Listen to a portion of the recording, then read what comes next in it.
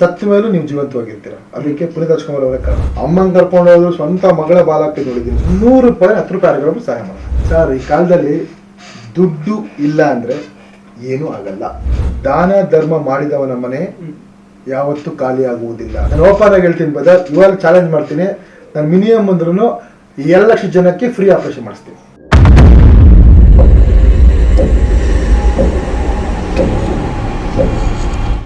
ಇತ್ತೀಚಿನ ದಿನಗಳಲ್ಲಿ ಮನುಷ್ಯರು ಇನ್ನರ್ ಬ್ಯೂಟಿಗಿಂತ ಎಕ್ಸ್ಟರ್ನಲ್ ಬ್ಯೂಟಿಗೆ ಹೆಚ್ಚಿನ ಮಹತ್ವ ಕೊಡ್ತಾ ಇದ್ದಾರೆ. ಸೊ ನಿಮ್ಮ ಪ್ರಕಾರ ಯಾವುದಕ್ಕೆ ಹೆಚ್ಚು ಮಹತ್ವ ಕೊಡಬೇಕು ಜನ? ಸೌಂದರ್ಯ. ಎಷ್ಟೋ ಜನ ನನಗೆ ಕರೀತಾರೆ, ಫ್ಯಾಷನ್ ಶೋ ಕರೀತಾರೆ. ಫ್ಯಾಷನ್ ಶೋ ಈವೆಂಟ್ಸಿಗೆ ನೀವೇ ಬರ್ಬೇಕು ಸರ್, ನೀವೇ ಇನೋವೇಷನ್ ಮಾಡಬೇಕು. ಅಲ್ಲೂ ನಾನು ಹೇಳ್ತೀನಿ ಎಲ್ಲರಿಗೂ, ಮಮ್ಮ ನೀವು ಸೌಂದರ್ಯ ಎಷ್ಟು ದಿನ ಇರ್ಬೋದು? 30 ವರ್ಷ, 30 ವರ್ಷ, 40 ಇಯರ್ಸ್, 50 ಇಯರ್ಸ್. ಆಮೇಲೆ ಡೌನ್ ಆಗಲೇಬೇಕು. ವರ್ಷ ಒಬ್ಳು ಮಿಸ್ ಇಂಡಿಯಾ ಬರಲೇಬೇಕು, ವರ್ಷ ಒಬ್ಳು ಮಿಸ್ ಸೌತ್ ಇಂಡಿಯಾ ಬರಲೇಬೇಕು, ವರ್ಷ ಚೇಂಜ್ ಆಗ್ತಾನೆ ಇರಬೇಕು. ಇವತ್ತು ನೀನಿಗೆ ಪಟ್ಟ, ನೆಕ್ಸ್ಟ್ ನಾಳೆ ಪಟ್ಟ ಅಲ್ವಾ? ಬಟ್ ಈ ಆಂತರಿಕ ಸೌಂದರ್ಯ ಅಂತಾರಲ್ಲ, ಒಳ್ಳೆ ಮನ್ಸು. ಆ ಒಳ್ಳೆ ಮನ್ಸಿದ್ರೆ ಅದಕ್ಕೆ ನೀವು ಸತ್ತ ಮೇಲೂ ನೀವು ಜೀವಂತವಾಗಿರ್ತೀರ. ಅದಕ್ಕೆ ಪುನೀತ್ ರಾಜ್ಕುಮಾರ್ ಅವರೇ ಕಾರಣ ಅಲ್ವಾ? ಅವ್ರ ಒಳಗಿನ ಸೌಂದರ್ಯ ತುಂಬಾ ಚೆನ್ನಾಗಿತ್ತು, ತುಂಬಾ ಜನ ಸಹಾಯ ಮಾಡಿದ್ರು. ಸತ್ತ ಮೇಲೂ ಅವ್ರ ಹೆಸರಿದೆ, ಸತ್ತ ಮೇಲೂ ಅವ್ರ ದೇವ್ರ ತರ ಆರತಿ ಬೆಳಗ್ತವ್ರೆ ಅಲ್ವಾ? ಇವತ್ತು ಪುನೀತ್ ರಾಜ್ಕುಮಾರ್ ಅವ್ರ ಸೌಂದರ್ಯಕ್ಕೆ ಯಾರು ಬೆಲೆ ಕೊಟ್ಟಿಲ್ಲ, ಆಂತರಿಕ ಸೌಂದರ್ಯಕ್ಕೆ ಮಾತ್ರ ಬೆಲೆ ಕೊಟ್ಟಿದ್ದಾರೆ. ಪುನೀತ್ ರಾಜ್ಕುಮಾರ್ ಹೀರೋ ಅಂತಾರೆ, ಯಾರ ಕೇಳಿ ಹೆಂಗೆ ಹೀರೋ ಸಕ್ಕತ್ತಾಗವ್ರು ಅಂತ ಯಾರು ಹೇಳಿಲ್ಲ. ಕೆಲಸ ಅಂತ ಹೇಳ್ತಾರೆ ಅಲ್ವಾ? ಸೌಂದರ್ಯ ಎಲ್ಲ ಬೇಕಾದ್ರೆ ಕೌಂಟ್ ಆಗೋದು ಒಳ್ಳೆ ಕೆಲಸ. ನನ್ನ ಪ್ರಕಾರ ಹೇಳ್ಬೇಕು ಅಂದ್ರೆ ಒಳಗಿನ ಒಂದು ಸೌಂದರ್ಯ, ಅಂತರ್ಶುದ್ಧಿ ಒಳಗಡೆ ಸಖತ್ತಾಗಿದ್ರೆ, ಒಂದು ಮಾನವೀಯತೆ ಇದ್ರೆ, ಪ್ರೀತಿ ವಿಶ್ವಾಸ ಇದ್ರೆ, ಸಹಾಯ ಮಾಡೋ ಗುಣ ಇದ್ರೆ, ಅದು ಎಲ್ಲಿದ್ ಬೇಕಂತ ತಗೊಂಡೋಗುತ್ತೆ. ದಯವಿಟ್ಟು ನಾನೇ ಸೂಪರ್ ಸ್ಟಾರು, ನಾನೇ ದೊಡ್ಡ ಫಿಗರು, ನಾನೇ ಸಾಕಾ ಸ್ಟಾರು ಅಂತ ಮೆರೆಯಕ್ಕೆ ಹೋಗ್ಬೇಡಿ. ಸೌಂದರ್ಯ ಹೋಗೇ ಹೋಗುತ್ತೆ. ಇರೋಷ್ಟು ದಿನ ಒಳ್ಳೆ ಕೆಲ್ಸಗಳು ಮಾಡಿ, ಇನ್ನೊಬ್ರಿಗೆ ಸಹಾಯ ಮಾಡಿ, ಅದೇ ನಿಮಗೆ ದೇವ್ರು ನಿಜವಾಗ್ಲೂ ಒಳ್ಳೇದು ಮಾಡ್ತಾರೆ. ಸೊ ನಿಮ್ಮ ಒಂದಿಷ್ಟು ದಿನದ ಒಂದು ಜೀವನದಲ್ಲಿ ತುಂಬಾ ಕೇಸಲ್ಲಿ ನೀವು ಹ್ಯಾಂಡಲ್ ಮಾಡಿದ್ರ. ನನಗೆ ಗೊತ್ತಿರೋ ಹಾಗೆ ಅವ್ರು ನಮ್ಮ ಅಪ್ಪನೇ ಅಲ್ಲ, ನಮ್ಮ ಅಮ್ಮನೇ ಅಲ್ಲ, ನೀವೇ ಸಾಕೊಳ್ಳಿ ಅಂತ ಅವಾಗ ದೊಡ್ಡದಿರೋರು ಇರ್ತಾರೆ. ಇನ್ ಕೆಲವರು ಸತ್ತಿರ್ತಾರೆ ಪಾಪ, ಯಾರು ಅವ್ರು ನಮ್ಮ ಮಕ್ಕಳನ್ನ ನೋಡೋದಕ್ಕೆ ಆಗಿರ್ಬೋದು ಅಥವಾ ಅಂತ್ಯ ಸಂಸ್ಕಾರಕ್ಕೆ ಬರೋದಾಗಿರ್ಬೋದು ಯಾವ್ದು ಮಾಡಿರಲ್ಲ. ಸೊ ಇಂಥ ಕೇಸುಗಳನ್ನ ತುಂಬಾ ನೋಡಿದ್ರೆ, ಇದನ್ನ ಬಿಟ್ಟು ಇನ್ನ ಕರಡು ಹಿಂಡುವಂತ ಒಂದು ಕೇಸಸ್ ನೀವು ನೋಡಿರ್ತೀರ. ಸೊ ಆ ತರದ ಯಾವ್ದು ಆಗಿದ್ಯಾ? ತುಂಬಾ ಕೇಸಸ್ ನಾನು ಮಾಡಿದ್ದೀನಿ. ತುಂಬಾ ಮನೆಗೆ ಹತ್ರ ಕರ್ಕೊಳಪ್ಪ ನಿಮ್ಮ ಅಪ್ಪನ ಅಂದ್ರೂ ಒದ್ದಾಚೆ ಹಾಕೊಂಡು ನೋಡಿದ್ದೀನಿ, ಬಾಗಿಲು ಹಾಕಿರೋ ನೋಡಿದ್ದೀನಿ. ಅಮ್ಮಂಗೆ ಕರ್ಕೊಂಡು ಹೋದ್ರು, ಸ್ವಂತ ಮಗಳ ಬಾಲಕ್ಕೆ ನೋಡಿದ್ದೀನಿ, ಸ್ವಂತ ಮೊಮ್ಮಗಳ ಬಾಲಕ್ಕೆ ನೋಡಿದ್ದೀನಿ. ಬೈದು ಬಂದಿದ್ದೀನಿ, ಬ್ಲಾಸ್ಟ್ ಮಾಡಿ ಬಂದಿದ್ದೀನಿ, ಸ್ಟೇಷನ್ ಕಂಪ್ಲೇಂಟ್ ಕೊಟ್ಟಿದ್ದೀನಿ, ಎಲ್ಲ ಮಾಡಿದ್ದೀನಿ. ಮತ್ತೆ ಇನ್ನು ಕ್ರಿಟಿಕಲ್ ಕೇಸ್ ಅಂದ್ರೆ ಸ್ವಂತ ತಾಯಿನ ಸೀಮೆಣ್ಣೆ ಬೆಂಕಿ ಹಚ್ಚಕ್ ಹೋಗಿರೋ ಮಕ್ಕಳು ನೋಡಿ, ಆಸ್ತಿಗೋಸ್ಕರ. ಅಂದ್ರೆ ಸ್ವಂತ ಅಮ್ಮನ್ನೇ, ಅಂದ್ರೆ ಅಪ್ಪ ಬರ್ಬಿಟ್ಟಿರ್ತಾರೆ, ಅಮ್ಮ ಸತ್ತ ನಂತರ ಮಗನಿಗೆ ಬರುತ್ತೆ ಅಂತ. ಆ ತರ ಕೇಸು ನೋಡಿದೀನಿ ನಾನು, ಆ ತರ ಕೇಸು ಮಾಡಿದೀನಿ, ಹೊಡೆದಿದ್ದೀನಿ, ಹೊಡೆದ್ಬಿಟ್ಟು ಸ್ಟೇಷನ್ ಕರ್ಕೊಂಡು ಹೋಗಿದ್ದೀನಿ, ಇವೆಲ್ಲ ಆಗಿದೆ. ಬಟ್ ಏನಂದ್ರೆ ಒಂದ್ ಮಾತು ಹೇಳಬಹುದು, ಈ ಜನ ಹೆಂಗ್ ಆಗ್ಬಿಟ್ಟವ್ರೆ ಅಂದ್ರೆ, ಅಮ್ಮ ಅನ್ನೋ ಫೀಲಿಂಗ್ಸ್ ಇಲ್ಲ, ಅಪ್ಪ ಅನ್ನೋ ಫೀಲಿಂಗ್ಸ್ ಇಲ್ಲ, ಅಕ್ಕ ಅನ್ನೋ ಫೀಲಿಂಗ್ಸ್ ಇಲ್ಲ, ಯಾವ ಫೀಲಿಂಗ್ಸ್ ಇಲ್ಲ. ಫೋನ್ ಮಾಡ್ತಾರೆ ಕೆಲವರು ನನಗೆ, ಸ್ವಂತ ಮಗಳು, ಸರ್ ನಾನು ಮದುವೆ ಆಗಿ ಗಂಡ ಮನೇಲಿದ್ದೀನಿ ಸರ್, ನಮ್ಮ ಅಮ್ಮ ಒಬ್ಬರೇ ಇದ್ದಾರೆ ಸರ್, ನಮ್ಮ ಅಪ್ಪ ತೀರೋಗ್ಬಿಟ್ರು ಸರ್, ದಯವಿಟ್ಟು ನಮ್ಮ ಅಮ್ಮಂಗೆ ಆಶ್ರಯ ಕೊಡಿ ಸರ್, ನನ್ನ ಗಂಡ ನನಗೆ ಯಾಕೋ ನನಗೆ ಮನೇಲಿ ನಾನು ಸೇರಿಸ್ತಾ ಇಲ್ಲ ಸರ್ ಅಮ್ಮನ್ನ. ನಾನು ಒಂದೇ ಮಾತು ಕೇಳ್ತೀನಿ, ನಿನಗೆ ನಿಮ್ಮ ಅಮ್ಮ ಹೆಚ್ಚ ನಿಮ್ಮ ಗಂಡ ಹೆಚ್ಚ? ಸರ್ ಗಂಡನೇ ತಾನೆ ಸರ್. ಅಕಸ್ಮಾತ್ ನಿಮ್ಮ ಅಮ್ಮ ಏನಾದ್ರು ನಿಮ್ಮ ಚಿಕ್ಕ ವಯಸ್ಸ ಪೋಲಿಯೋ ಗಿಲಿ ಹಾಕ್ಸ್ದೆ ಹಿಂಗ್ ಗುಡ್ಸ್ಬಿಟ್ಟಿದ್ರೆ ಯಾವ ನಿನ್ನ ಮದುವೆನೇ ಆಗ್ತಿರಲಿಲ್ಲ, ಕೇರು ಮಾಡ್ತಾ ಇರಲಿಲ್ಲ ಅಲ್ವಾ? ಮದುವೆ ಮಾಡಿರೋದವ್ರು, ಬೆಳೆಸಿರೋದವ್ರು, ಮದುವೆ ಮಾಡ್ಸಿರೋದವ್ರು. ನಿಜ ನಿಮ್ಮಮ್ಮ ಪ್ರೀತಿ ಇದ್ರೆ ನನಗೆ ಗಂಡ ಬೇಡ, ನಮ್ಮಮ್ಮ ಮುಖ್ಯ ಅಂತ ಹೇಳ್ಬಿಟ್ಟು ಆಚೆ ಬಂದು ದುಡ್ದು ನಿಮ್ಮಮ್ಮ ಸಾಕ್ಬೇಕು. ಅದೇ ಬಿಟ್ಬಿಟ್ಟು ನಾನು ಮದುವೆ ಆಗ್ಬಿಟ್ಟಿದ್ದೀನಿ, ನನಗೆ ನಮ್ಮ ಅಮ್ಮ ನೋಡ್ಕೊಳಕ್ ಆಗಲ್ಲ, ಇದು ಯಾವ ನಾನ್ ಸೆನ್ಸ್ ಬಿಡ್ತಾರೆ. ಅದೇನೋ ಬೇರೆ ಟೈಮಲ್ಲಿ ಹೇಳ್ತಾರೆ, ನಾವು ಹೆಣ್ಮಕ್ಳು ಸ್ಟ್ರಾಂಗು, ನಾವು ಹೆಣ್ಮಕ್ಳು ಎಲ್ಲ ಸರಿಸಮ, ನಾವು ಹೆಣ್ಮಕ್ಳು ಗಂಡಿಗೆ ಸರಿಸಮ, ಹೆಣ್ಣು ಮನ್ಸ್ಬಿಟ್ಟು ಏನ್ ಬೇಕಾದ್ರೂ ಮಾಡ್ತೀವಿ ಅಂತ.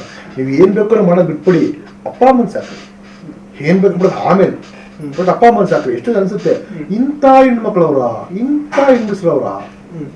ಇಲ್ಲಿ ನಮ್ಮ ಆಶ್ರಮ ಬಂದವ್ರಪ್ಪ, ಇಬ್ರು ಹೆಣ್ಮಕ್ಳು, ಅವ್ರ ಆಸ್ತಿನ ತಿಂಗಳಿಗೆ ಇಬ್ರಿಗೂ ಸೇರಿ 70,000 ಬರೀ ಬಾಡಿಗೆ ಬರುತ್ತೆ. ಮೊದಲನೇ ಮಗಳು 35,000, ಎರಡನೇ ಮಗಳು 35,000 ಹೋಗುತ್ತೆ. ಆಸ್ತಿ ಎಲ್ಲ ಬರ್ಸ್ಕೊಂಡ್ಬಿಟ್ಟು, ಮನೆಯೆಲ್ಲ ಗಿಫ್ಟೆಡ್ ಮಾಡಿಸ್ಕೊಂಡ್ಬಿಟ್ಟು ಅಪ್ಪನ ಆಚೆ ಹಾಕ್ಬಿಟ್ಟವ್ರೆ. ಕೇಳಿದ್ರೆ ಕಾರಣ ಏನ್ ಗೊತ್ತಾ? ಅಕ್ಕ ಕಂಡ್ರೆ ತಂಗಿಗಾಗಲ್ಲ, ತಂಗಿ ಕಂಡ್ರೆ ಅಕ್ಕಂಗಾಗಲ್ಲ. ಕಾರಣ ಏನಂದ್ರೆ ಅಪ್ಪ ತಂಗಿಗೆ ಸ್ವಲ್ಪ ಜಾಸ್ತಿ ಆಸ್ತಿ ಕೊಟ್ಟವನೆ, ಅಕ್ಕಗೆ ಸ್ವಲ್ಪ ಕಡಿಮೆ ಕೊಟ್ಟವ್ನೆ, ಇವಳು ಗಲಾಟೆ ಇವಳಿಗೆ ಇವರಪ್ಪಂಗೆ ಅವಳಿಗೆ ಜಾಸ್ತಿ ಕೊಟ್ಟೆ, ನಾನ್ ಹೆಚ್ಚಲ್ವಾ ನನಗ್ ಕೊಡು ಅಂತ ಇಬ್ರು ಹಿಂಗಾಗ್ಬಿಟ್ಟು ಈಗ ಇಬ್ರು ಕಂಡ್ರೆ ಆಗಲ್ಲ, ಇಬ್ರು ಆಚೆ ಹಾಕೊಡೋರಪ್ಪ ಈ ಅಪ್ಪ ಇಲ್ಲೇ ಇದ್ದಾರೆ. ವೆಲ್ ಎಜುಕೇಟೆಡ್ ಸರ್ ಅಪ್ಪ. ನಾವು ಅಂತೀವಿ ಅಷ್ಟೇ, ಹೇಳ್ತೀನಿ ಕೇಳಿ, ನಾವು ಅಂತೀವಿ ಗಂಡು ಮಕ್ಕಳು ಮಾತ್ರ ಕೆಟ್ಟವರು ಅಂತ ಸರ್, ಹೆಣ್ಣು ಮಕ್ಕಳು ಅದಕ್ಕಿಂತ ಡಬ್ಬಲ್ ಅವ್ರಿ ಸರ್. ಎಂತೆಂತ ನೋಡಿದೀನಿ ಅಂದ್ರೆ ಬೇಜಾರಾಗ್ಬಿಡ್ತವೆ. ಅದನ್ನ ನಾನು ನೋಡಿದೀನಿ. ಏನಂತ ಅದನ್ನ ಅಂತಾರಲ್ಲ, ಕೆಟ್ಟ ಅಪ್ಪ ಇರ್ತಾರಂತೆ, ಕೆಟ್ಟ ಅಮ್ಮ ಇರಲ್ಲ ಅಂತ. ಹೆಣ್ಣು ಮಕ್ಕಳು ಏನ್ ಮಾಡ್ಬಿಟ್ರೆ ಏನ್ ಕತೆ. ಅದು ಬೇರೆ ಇವ್ರು ಕೆಲವರು ಅಪ್ಪ ಅಮ್ಮ ಅವರೇ ಸಮಾಧಾನ ಪಡ್ಕೊಂಡು ಇಷ್ಟೇ ಅಲ್ಲಿ ಗಂಡ ಮನೇಲಿ ಇರ್ತಾರಲ್ಲ, ನಮ್ಮನ್ನ ಯಾಕೆ ನೋಡ್ಕೊಂತಾರೆ. ನೀವು ಅಷ್ಟು ಚೆನ್ನಾಗಿ ಮದುವೆ ಮಾಡಿದಕ್ಕೆ ಗಂಡ ನೋಡ್ಕೊಂತವ್ನೆ, ಟೈಮ್ ಒಳ್ಳೆ ಮನೆ ಕೊಟ್ಟಿದ್ರೆ, ಒಳ್ಳೆ ಬಾಡಿಗೆ ಬರತ್ತಲ್ಲ ಕೊಟ್ಟಿದ್ದೆ, ಅದಕ್ಕೆ ಗಂಡ ಸೂಪರ್. ಅದೇನಾದ್ರು ಹೆಂಡತಿ ಮಗಳ ಮೇಲೆ ಒಂದು ಒಡವೆ ಆಗ್ತಂಗೆ ಒಂದು ಅಂಗಿ ಸಾರಿ ಕಳ್ಸಿ ನೋಡಿರಲ್ಲ ಅಲ್ವಾ. ನಾನು ಹೇಳೋದೇನಕ್ಕೆ ಅಂದ್ರೆ, ಈ ಕಾಲದಲ್ಲಿ ನೀವು ಏನೇ ಮಾಡಿ, ಏನೇ ಆಚೆ ಹಾಕಿ, ಏನೇ ಆಗಿ, ಇದು ಕಲಿಯುಗ. ಕರ್ಮ ವಾಪಸ್ ಬರಲೇಬೇಕು, ರಿಟರ್ನ್ ಕರ್ಮ ಬಂದೇ ಬರುತ್ತೆ. ಇವತ್ತು ನೀವು ನಿಮ್ಮ ಅಪ್ಪ ಅಮ್ಮನ ಆಚೆ ಹಾಕ್ತಾ ಇದ್ದೀರಾ ಅಂದ್ರೆ, ಮುಂದೆ ನಿಮ್ಮ ಮಕ್ಕಳು ನಿಮ್ಮನ್ನ ಆಚೆ ಹಾಕೋದ್ರಲ್ಲಿ ಸಂದೇಹವಿಲ್ಲ, ಬದಿಟ್ಕೊಳ್ಳಿ. ಇವತ್ತಿನ ಒಂದು ಪ್ರಪಂಚದಲ್ಲಿ ನಾವು ಡೈಲಿ ತುಂಬಾ ಕೇಸಸ್ ನೋಡ್ತಾ ಇದ್ದೀವಿ. ಅಂದ್ರೆ ಯೂತ್ ಎಸ್ಪೆಷಲಿ ಯೂತ್ ನೋಡೋದಾದ್ರೆ ಸೋಷಿಯಲ್ ಸರ್ವಿಸ್ ಅನ್ನೋದು ಸತ್ತೋಗಿದೆ, ಸೋಷಿಯಲ್ ರೆಸ್ಪಾನ್ಸಿಬಿಲಿಟಿ ಅಳಿಸೋಗಿದೆ. ಇದನ್ನ ಒಪ್ಕೋತೀರಾ? ನಾನು ಈ ಪ್ರಶ್ನೆ ನೀವೊಂದು 6 ವರ್ಷದಿಂದ ಕೇಳಿದ್ರೆ ಹೂ ಅಂತಿದ್ದೆ, ಇವಾಗ ಹೂ ಅಂತೀನಿ. ಯಾಕೆಂದ್ರೆ ಎಷ್ಟು ಜನ ಬರೀ ಇಲ್ಲಿ ತನಕ ನಮ್ಮ ಆಶ್ರಮಕ್ಕೆ ಒಂದು ಸಹಾಯ ಮಾಡಿರೋದು ಯೂತ್ಸ್, ಕಾಲೇಜ್ ಸ್ಟೂಡೆಂಟ್ಸ್, ಆಫೀಸಲ್ಲಿ ಸಾಫ್ಟ್ವೇರ್ ಇಂಜಿನಿಯರ್ಸ್, ಕಾಲೇಜಲ್ಲಿ ಓದ್ತಾ ಇರೋರು, ಕಾಲೇಜ್ ಸ್ಟೂಡೆಂಟ್ಸ್ಗಳು, ಅವ್ರಿಗೆ ಬರೋ ಪ್ಯಾಕೆಟ್ ಮನಿಯಿಂದ ಸೇವ್ ಮಾಡಿಕೊಂಡು ಊಟ ಹಾಕ್ಸೋದು, ಅವ್ರಿಗೆ ರೇಷನ್ ಎಲ್ಲ ಮಾಡಿದ್ದಾರೆ. ಅಂದ್ರೆ ನನಗೊಂದು ಖುಷಿ ಆಗಿದೆ ಅಂದ್ರೆ ಬ್ರದರ್, ನಾವು ಮಾಡೋ ಕೆಲಸ ಎಷ್ಟೋ ಜನ ಯೂಸ್ ಚೇಂಜ್ ಆಗಿದ್ದಾರೆ, ಎಷ್ಟೋ ಜನ ಯೂತ್ಸಿಗೆ ಒಂದು ಇನ್ಸ್ಪಿರೇಷನ್ ಆಗಿದೆ. ತುಂಬಾ ಜನ ಬರ್ತಾರೆ, sir you are my inspiration ಅಂತಾರೆ, ನನ್ನ ಹೆಸರು ಹಚ್ಚಾಸ್ಕೊಂಡ್ ಬರ್ತಾರೆ, ಆಟೋಗಳ ಮೇಲೆ ಫೋಟೋಗಳು ಹಾಕೊಂಡ್ ಬರ್ತಾರೆ, ಗಿಫ್ಟ್ಗಳು ತಂದು ಕೊಡ್ತಾರೆ, ಅವಾರ್ಡ್ ತಂದು ಕೊಡ್ತಾರೆ, ಎಲ್ಲ ಮಾಡ್ತಾರೆ. ಅಂದ್ರೆ ಯೂತ್ಸಿಗೆ ಅರ್ಥ ಆಗ್ತಿದೆ ಇವಾಗ. ಕಾಲೇಜಲ್ಲಿ ಅಪ್ಪ ಅಮ್ಮ ಅಂದ್ರೆ ಏನು, ಅಜ್ಜಾಜ್ ಅಂದ್ರೇನು, ವ್ಯಾಲ್ಯೂ ಅಂದ್ರೇನು ಎಲ್ಲ ಗೊತ್ತಾಗ್ತಾ ಇದೆ.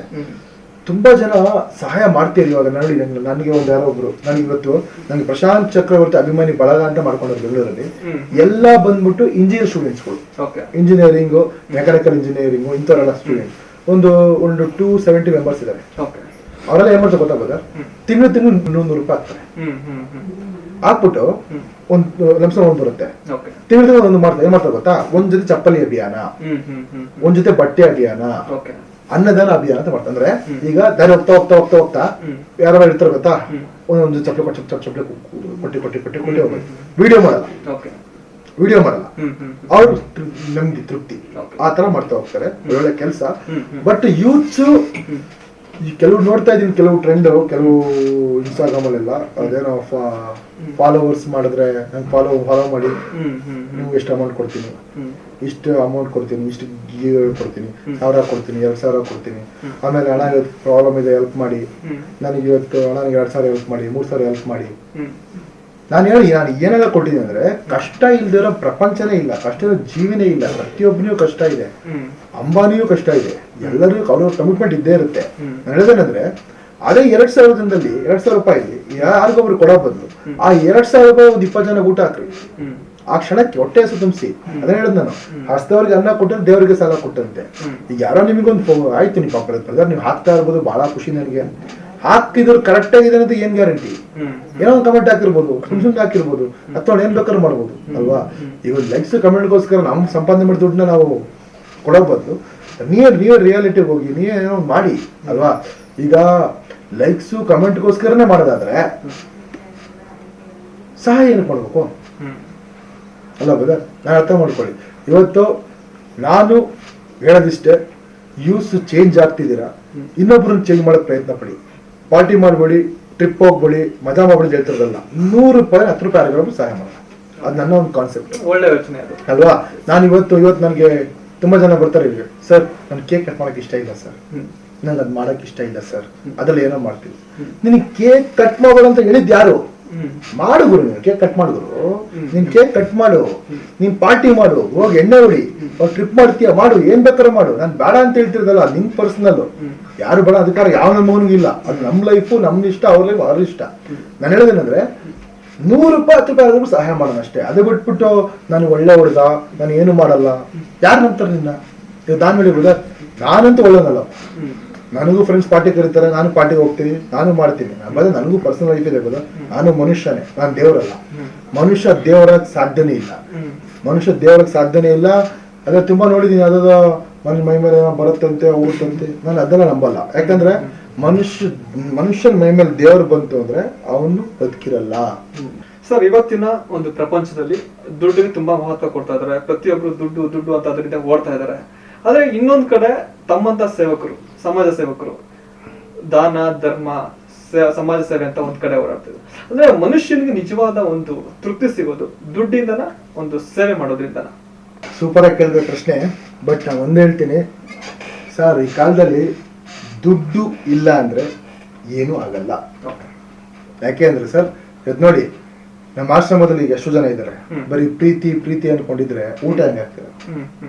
ಊಟ ಹೆಂಗ್ ಬರುತ್ತೆ? ಕಾಸು ಕೊಟ್ರೆ ಬರುತ್ತೆ. ಅಕ್ಕಿ ಹೆಂಗ್ ಬರುತ್ತೆ? ಕಾಸು ಕೊಟ್ರೆ ಬರುತ್ತೆ. ರೇಷನ್ ಹೆಂಗ್ ಬರುತ್ತೆ? ಕಾಸು ಕೊಟ್ರೆ ಬರುತ್ತೆ.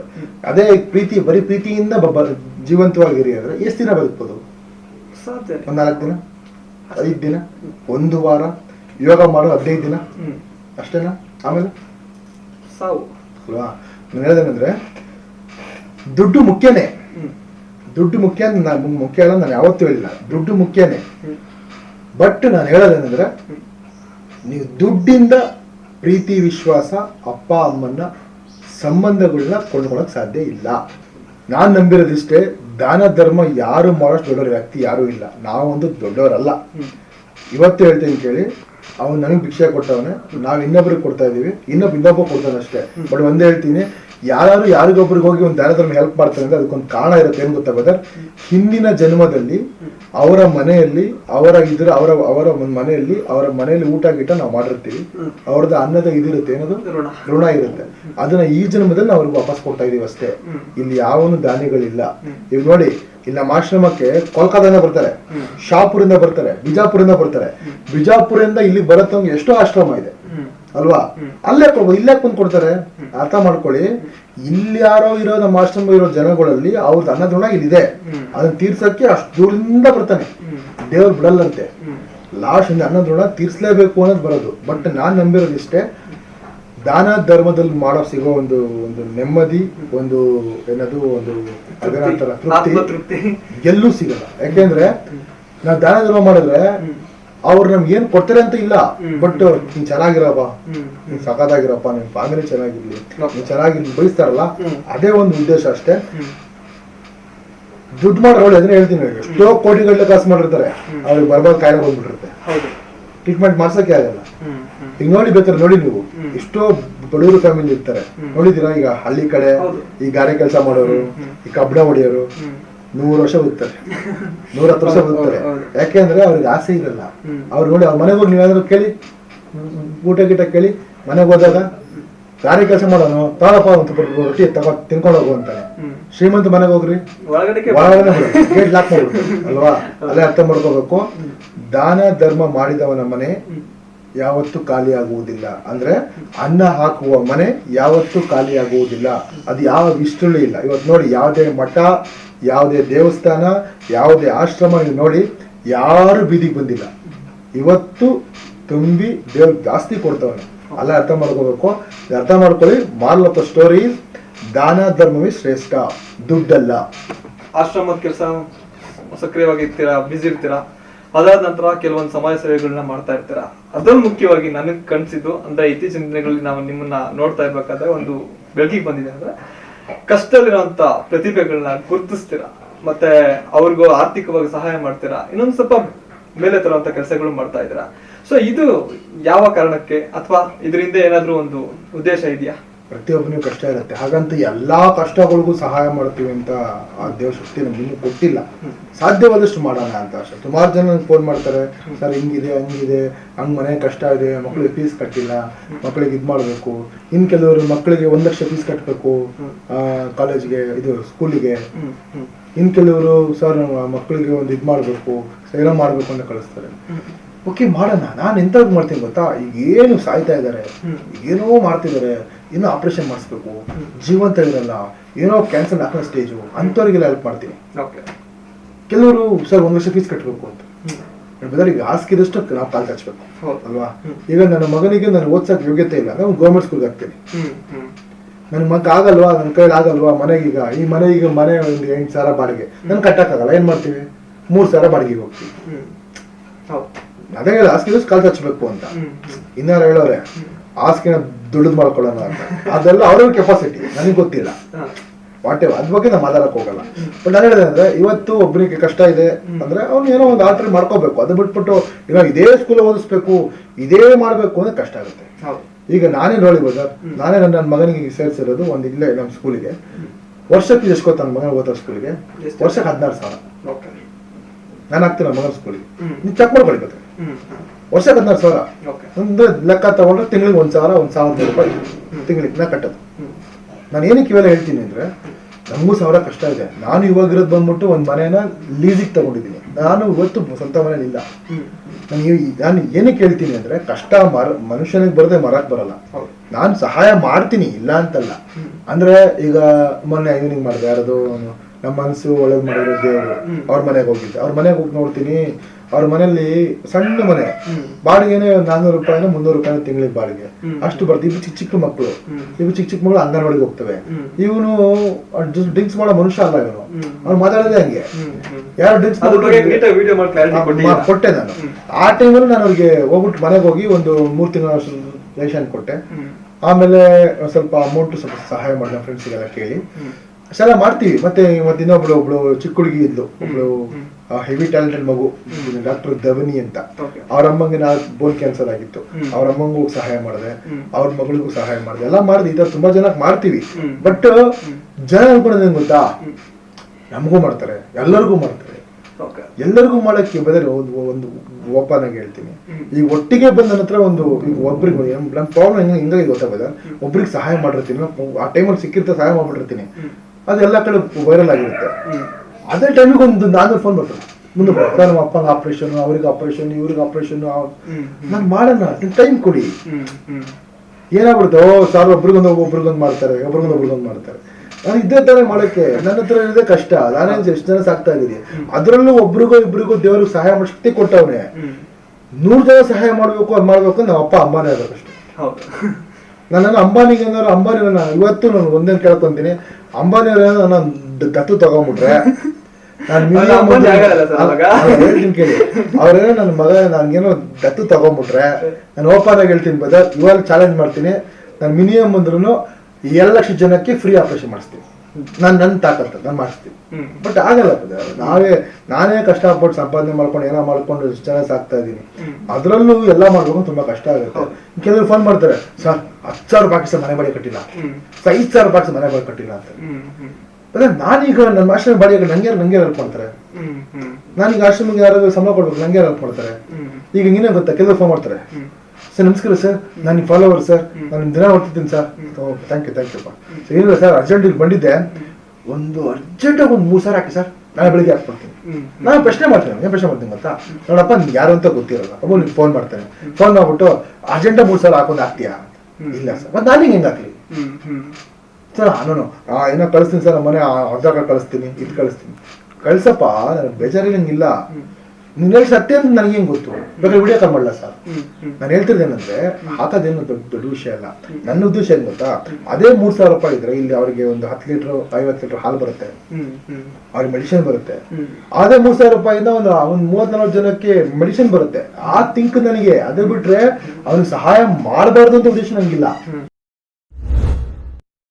ನಿಮ್ಮ ಸ್ವಾರಸ್ಯ ನ್ಯೂಸ್ ಚಾನಲ್ಗೆ ನನ್ನ ಕಡೆಯಿಂದ, ನಮ್ಮ ಆಶ್ರಮ ವತಿಯಿಂದ ಎಲ್ಲರ ಕಡೆಯಿಂದ ಒಳ್ಳೆಯದಾಗಲಿ. ಹಾಗೆ ಸ್ವಾರಸ್ಯ ಯೂಟ್ಯೂಬ್ ಚಾನಲ್ನ ಲೈಕ್ ಮಾಡಿ, ಫಾಲೋ ಮಾಡಿ, ಸಬ್ಸ್ಕ್ರೈಬ್ ಮಾಡಿ, ಪ್ರತಿಯೊಬ್ಬರಿಗೂ ಶೇರ್ ಮಾಡಿ. ಮತ್ತೊಮ್ಮೆ ಜೈ ಸ್ವಾರಸ್ಯ ಚಾನಲ್. ಧನ್ಯವಾದ.